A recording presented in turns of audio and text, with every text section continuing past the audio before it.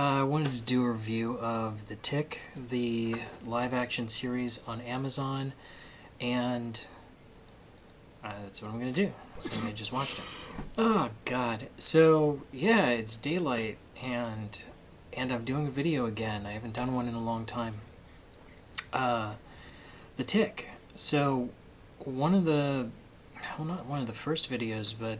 Yeah, one of the first videos I did, way back when, like over a year ago, was the just a critique of the original Tick, the pilot for the Amazon series that they were coming out with.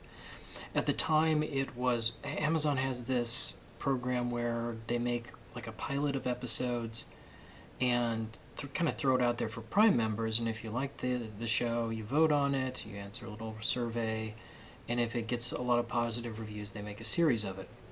And here we are a year later, and they made The Tick. Now, so a couple notes. Removing... Oh, God, where do I even start with this? So removing the funny elements from this, and the familiar elements for those people who are familiar with The Tick, the comic, the cartoon, the live-action version with, what's his name, Patrick Warburton.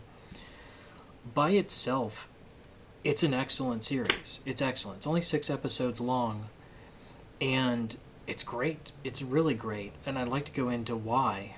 But briefly, I need to describe what this series is. It's not a gritty reboot of The Tick, but damn, it's close to that. It's really close to that. It's...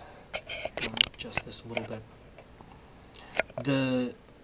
It is grittier. It is a reboot, and it is definitely grittier than any other iteration of The Tick. And going into it, why is it grittier? What do I mean by that?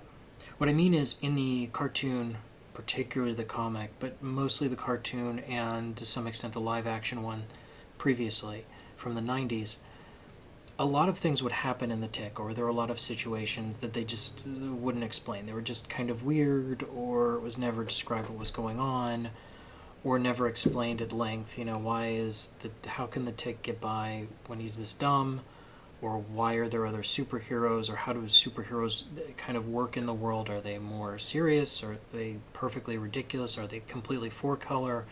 How does that work? Never described, and never needs to. It's just kind of left open for kind of comedic effect. It's like a Bugs Bunny cartoon. You don't really worry about it.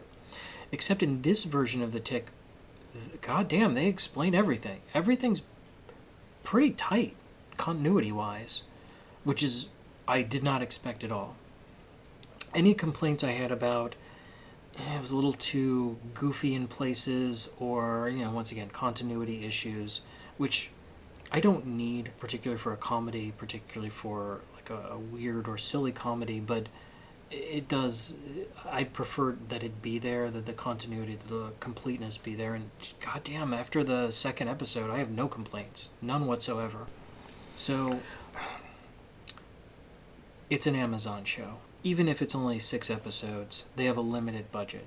There's only so much they can do that they'd want to try and do. And what they do is, first of all, a complete reimagining of all the characters. A lot of the really silly characters who were puns, like American Maid and so on, a lot of those are gone. In fact, there's no equivalent to them, or Der Fledermaus, or any of those characters, or Sewer Urchin. Those are all gone. They're replaced with not necessarily serious, but more believable characters. Still over the top, kind of four-color-ish, but definitely more grounded, way more grounded. This is a show that is very well aware that superhero genre movies and TV shows have existed for a decade now, in a really big way. It doesn't ignore it, it embraces it, and good for them. It really works to good effect. 2, like I was saying, with their limited budget, there's only so much they can do. First of all, there is an overlying theme and a direct plot that has arcs and obstacles, high points, low points. well fleshed out and very well written, and the dialogue is excellent. Good points one and all, but there's still only so much you can do in a series like this. So how do they kind of have to pad it out a little. So what do they pad it out with? Action scenes or transitions or montages? No. They pad it out with depth, character establishment. They have flashbacks into how this character got to here, or why is this character like this. And all of them, I can't think of one that doesn't have a payoff. Like at first you go, oh, it's just to establish that character, and it does a very good job of it. Once again, no spoilers whatsoever. This is totally spoiler free, but every flashback or character developing portion of this series, every scene like that, has a payoff. It doesn't just establish the character, which it does very well, but it also has a payoff. It leads to something later on. And that's really cool. The characters interact in reasonable ways. It's freaking great. I recommend seeing it. If you haven't seen The Tick on Amazon Prime, go check it out. It's Get your own chair. You have your own chair. I gave you your own damn chair. You're going to use it. So, to wrap up, it's an excellent series. Check it out. You'll really like it. It's very good.